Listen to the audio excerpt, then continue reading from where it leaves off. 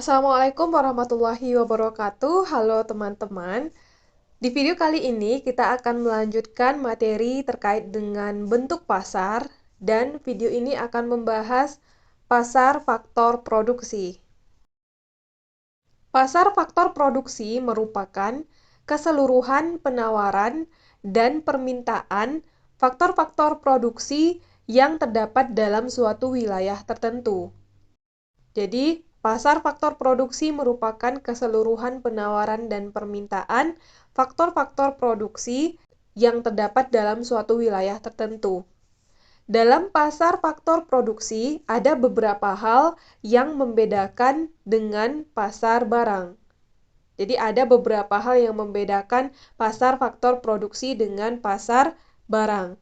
Yang pertama, yang melakukan penawaran di pasar faktor produksi adalah pihak rumah tangga konsumen. Yang kedua, yang melakukan permintaan di pasar faktor produksi adalah pihak rumah tangga produsen. Ini berbeda ya dengan pasar barang di mana yang melakukan penawaran adalah pihak rumah tangga produsen, sedangkan kalau yang melakukan permintaan adalah pihak rumah tangga konsumen. Jadi dia berkebalikan antara pasar faktor produksi dengan pasar barang. Kemudian yang ketiga, bagi rumah tangga konsumen atau pemilik faktor produksi, harga faktor produksi merupakan pendapatan atau istilah lainnya bisa berupa sewa, upah, bunga, dan juga keuntungan. Yang keempat, bagi rumah tangga produsen, pengeluaran untuk mendapatkan faktor produksi disebut dengan biaya. Dan yang kelima, barang yang diperjualbelikan di pasar faktor produksi adalah faktor produksi itu sendiri. Selanjutnya, kita akan membahas jenis-jenis pasar faktor produksi. Yang pertama, jenis dari pasar faktor produksi adalah pasar faktor produksi tanah. Semakin meningkatnya kegiatan produksi, tentunya akan mengakibatkan kebutuhan akan tanah juga akan semakin meningkat. Balas jasa atau pendapatan yang diterima oleh pemilik faktor produksi tanah disebut dengan sewa tanah. Yang mana sewa tanah ini dipengaruhi oleh beberapa hal. Yang pertama adalah kualitas dari tanah tersebut yang disebabkan oleh kesuburan tanah, kemudian pengairannya, adanya fasilitas listrik, kemudian jalan, dan juga sarana lainnya. Yang kedua, dipengaruhi oleh letak strategis dari tanah tersebut untuk perusahaan atau industri. Yang ketiga, banyaknya permintaan tanah yang ditujukan untuk pabrik, bangunan rumah, dan juga perkebunan. Jadi, jenis faktor produksi yang pertama adalah pasar faktor produksi tanah. Yang kedua, jenis dari pasar faktor produksi adalah pasar faktor produksi SDM atau sumber daya manusia. Pasar faktor produksi SDM merupakan jumlah permintaan dan penawaran terhadap tenaga kerja yang diperlukan untuk kepentingan kegiatan produksi. Jadi, berapa jumlah permintaan dan penawaran terhadap tenaga kerja untuk melakukan kegiatan produksi itu disebut dengan pasar faktor produksi sumber daya manusia. Dalam pasar tenaga kerja, tergantung dari luas dan sempitnya kegiatan produksi. Maksudnya adalah permintaan terhadap pasar tenaga kerja atau penawaran terhadap pasar tenaga kerja ini tergantung dari luas dan sempitnya kegiatan produksi yang akan dilakukan. Masalah kualifikasi ketenaga kerjaan dapat dilihat dari beberapa segi. Yang pertama adalah tenaga kerja menurut jenis kelamin, di mana ada terbagi atas dua, yaitu tenaga kerja wanita dan juga tenaga kerja pria. Yang kedua, tenaga kerja menurut kualitasnya. Yang pertama, pembagiannya ada tiga ya. Yang pertama ada tenaga kerja terdidik atau ahli. Maksudnya adalah tenaga kerja yang memiliki keahlian yang diperoleh dari jenjang pendidikan formal. Misalnya adalah dokter, notaris, atau arsitektur. Yang kedua, tenaga kerja terampil atau terlatih, yaitu tenaga kerja yang memiliki keterampilan yang diperoleh dari pengalaman atau kursus-kursus. Contohnya adalah penjahit dan juga tukang las. Yang ketiga, yaitu tenaga kerja tidak terdidik dan tidak terampil, yang mana tenaga kerja ini tidak memiliki kemampuan tertentu, yang mana mereka hanya mengandalkan kemampuan kekuatan fisik. Contohnya adalah kuli panggul, tukang gali, dan juga tukang beca. Selanjutnya, berdasarkan lapangan pekerjaannya, tenaga kerja dibagi atas 3, yaitu tenaga kerja profesional, tenaga kerja terampil atau terlatih, dan juga tenaga kerja biasa. Pertama, tenaga kerja profesional maksudnya adalah tenaga kerja yang umumnya mempunyai pendidikan tinggi yang menguasai suatu bidang ilmu pengetahuan khusus. Contohnya adalah arsitektur dan dokter. Yang kedua, tenaga kerja terampil atau terlatih, yaitu tenaga kerja yang memiliki keterampilan khusus dalam bidang tertentu yang diperoleh dari pendidikan, seperti pendidikan menengah plus sampai setara diploma 3, yaitu contohnya adalah tenaga pembukuan. Yang ketiga, tenaga kerja biasa, yaitu tenaga kerja yang tidak memerlukan keterampilan khusus dalam melaksanakan pekerjaannya. Contohnya adalah tukang gali sumur. Oke, selanjutnya kita akan membahas upah tenaga kerja. Pemberian upah kepada tenaga kerja dalam suatu kegiatan produksi merupakan imbalan atau balas jasa dari para produsen kepada tenaga kerja atas prestasinya yang telah disumbangkan dalam kegiatan produksi. Jadi, upah itu merupakan balas jasa dari produsen kepada tenaga kerja atas prestasi atau atas apa yang telah mereka kerjakan atau mereka lakukan dalam kegiatan produksi. Upah tenaga kerja diberikan tergantung pada, yang pertama adalah tergantung biaya keperluan hidup minimum pekerja dan juga keluarganya. Yang kedua, tergantung pada peraturan undang-undang yang mengikat tentang upah minimum pekerja atau kita sebut juga dengan istilah UMR. Yang ketiga, tergantung kepada produktivitas marginal tenaga kerja. Dan yang keempat, tergantung tekanan yang dapat diberikan oleh serikat buruh dan serikat pengusaha. Dan juga tergantung kepada perbedaan jenis pekerjaan. Upah yang diterima pekerja dapat dibedakan menjadi dua. Yang pertama adalah kita sebut dengan upah nominal. Yang kedua ada yang namanya upah real. Upah nominal adalah sejumlah upah yang dinyatakan dalam bentuk uang yang diterima secara rutin oleh para pekerja. Sedangkan upah real merupakan kemampuan upah nominal yang diterima oleh para pekerja jika ditukarkan dengan barang dan jasa, yang diukur berdasarkan banyaknya barang dan jasa yang bisa didapatkan dari pertukaran tersebut. Selanjutnya, cara pemberian upah.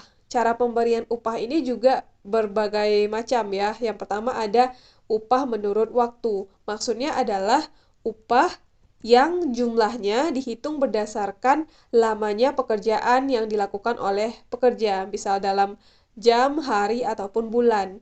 Keuntungan dari cara pemberian upah menurut waktu ini adalah secara pasti pekerja dapat menghitung besar upah yang akan dia terima. Sedangkan kekurangan dari cara pemberian upah dengan menurut waktu adalah kurang mendorong pekerja untuk meningkatkan prestasi kerjanya. Contoh dari pemberian upah menurut waktu adalah seorang kuli bangunan bekerja selama 1 minggu.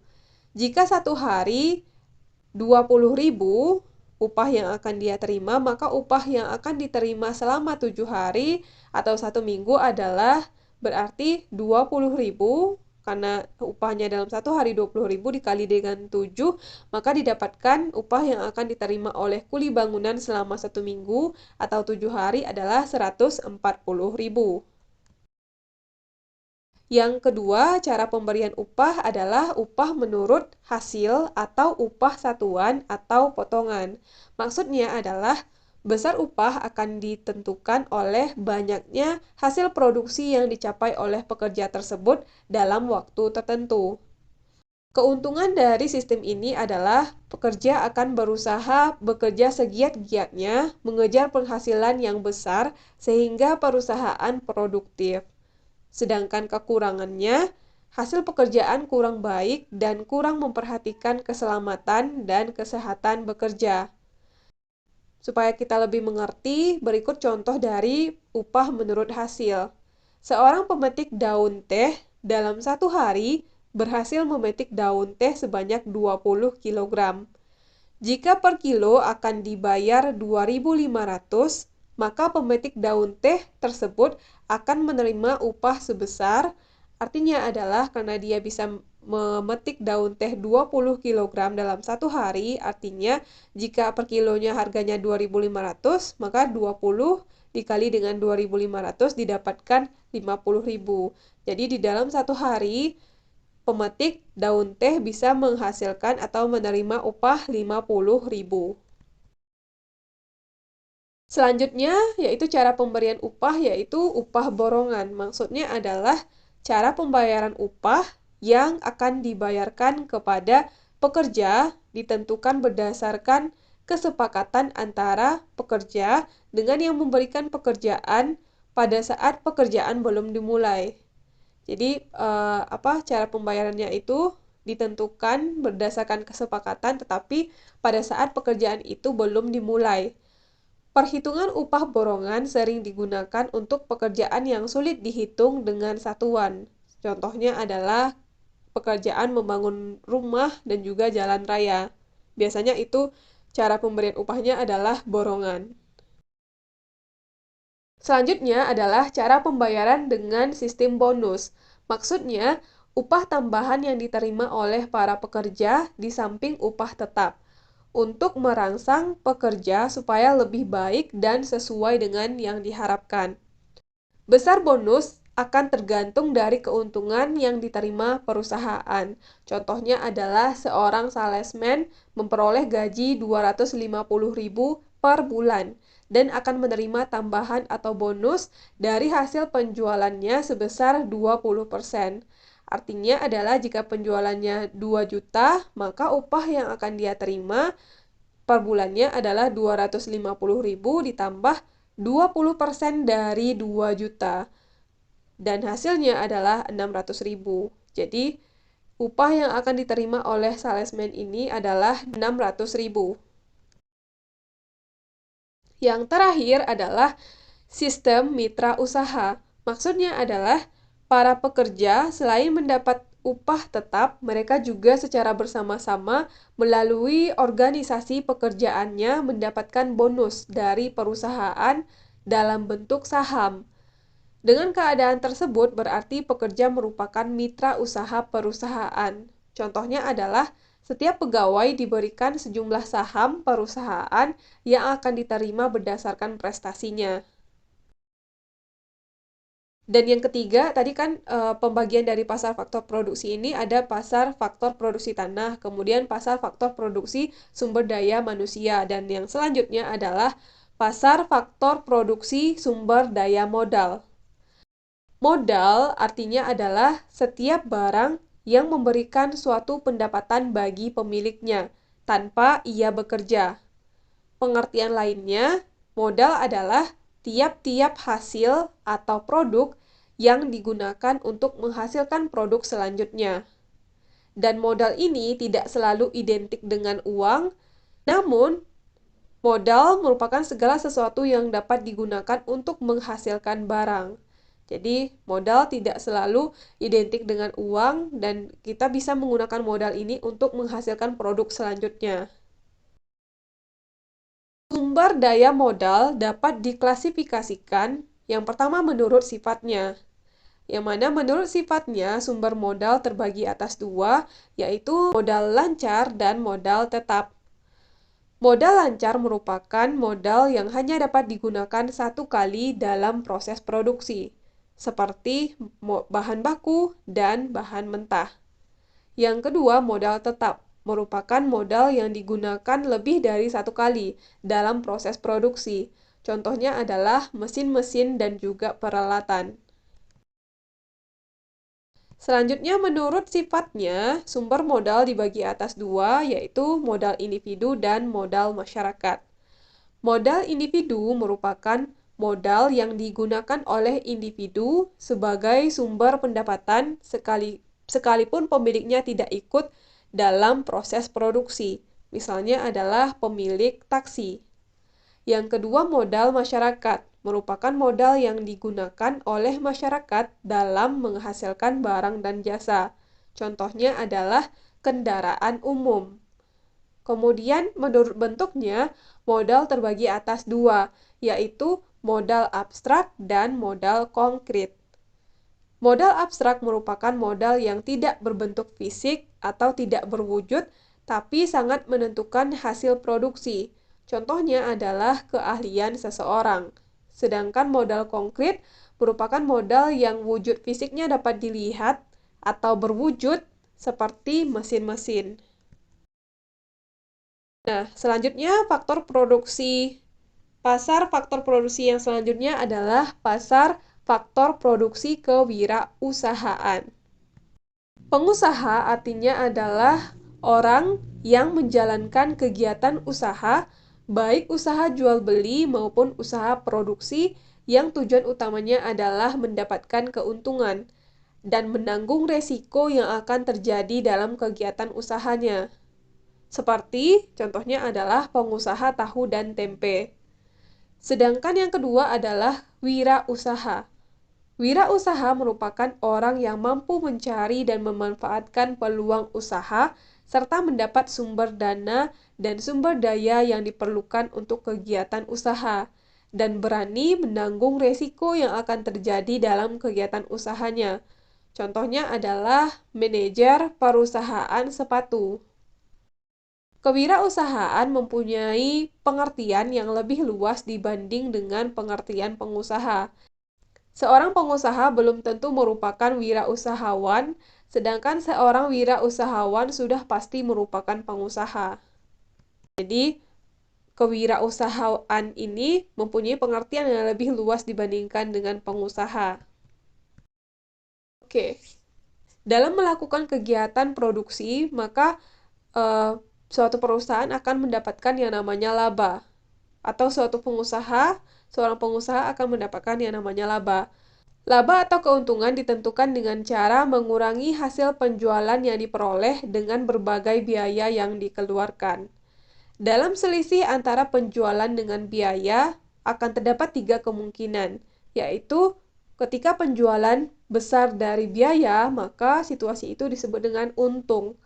Sedangkan ketika penjualan kecil dari biaya, atau lebih kecil dari biaya, atau lebih sedikit dari biaya, artinya kita mengalami rugi. Apabila penjualan sama dengan biaya, artinya kita mengalami impas atau dalam keadaan yang seimbang. Itulah materi terkait dengan pasar faktor produksi. Untuk materi selanjutnya, yaitu terkait dengan pasar uang, kita akan bahas di video selanjutnya. Terima kasih buat teman-teman yang udah nonton video ini. Sampai ketemu lagi di video selanjutnya.